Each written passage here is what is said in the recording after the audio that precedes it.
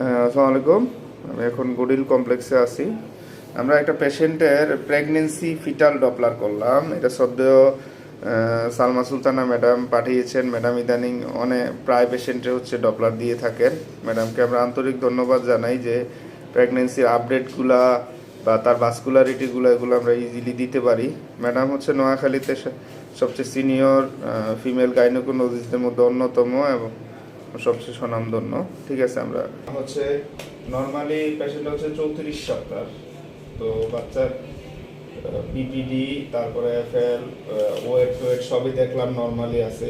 ওই সপ্তাহ অনুযায়ী প্রায় 23 গ্রাম নর্মালি আছে। তার হার্ট বিটও 144 নর্মালি আছে। আগেটা বাবু হয়েছে না, এই মায়ের আরেকজন বাবু হয়েছে, ওটা সিজারে হয়েছে। পরবর্তীতে আমরা আম্বিলিকাল আর্টারিতে যাই। আম্বিলিকাল আর্টারিতে আমরা টিআই এগুলা দেখবো, পাশাপাশি আম্বিলিকাল মিডল সেরেব্রাল আর্টারির রেশিও দেখবো, বাচ্চা কোনো হাইপোক্সিয়া আছে কিনা। তারপরে হচ্ছে আরেকটা জিনিস আমরা প্রেগনেন্সি দেখি আইওজিআর, এগুলা দেখি আর কি, মানে গ্রোথ রিটার্ডেশনের কোনো সমস্যা আছে কিনা। আবার এটা কি মানে পিক যেটা আছে এটা হচ্ছে মানে রিভার্স করছে কিনা, বা ইনডায়াস্টলিক ভলিউমটা আবার লোপ পেয়েছে কিনা, এগুলো আমরা দেখবো। এটা হচ্ছে নর্মাল ফ্লো আম্বিলিকাল আর্টারি। পরবর্তীতে আমরা রাইট মিডল সেরেব্রাল আর্টারি নিলাম, এটারও নর্মাল ফ্লোয়ে আসছে।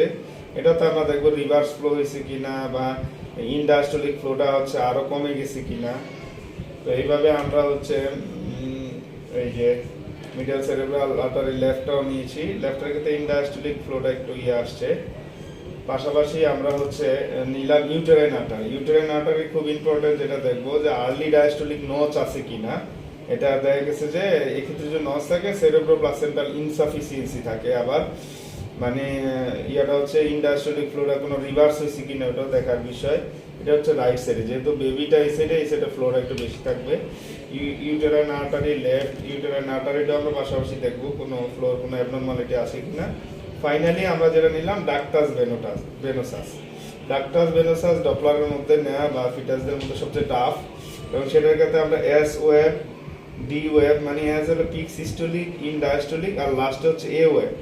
এ ওয়েভটা আমরা খেয়াল করবো যে এটা রিভার্স হয়েছে কিনা অথবা একদম জিরো হয়ে গেছে কিনা। তা আলহামদুলিল্লাহ ফ্লো ওনার ডপলার সবই ভালো আছে। এটা আমাকে দেখান।